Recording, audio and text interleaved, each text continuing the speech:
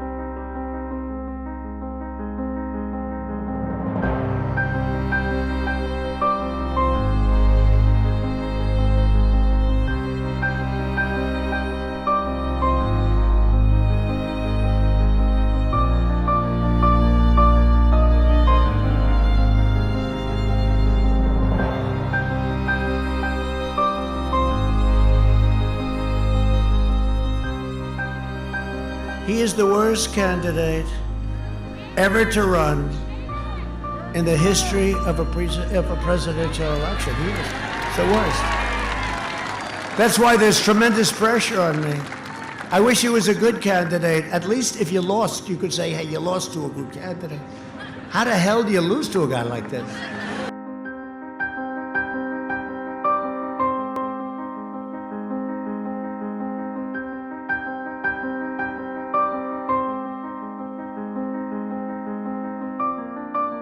My congratulations to Senator Kennedy for his fine race in this campaign, and to all of you.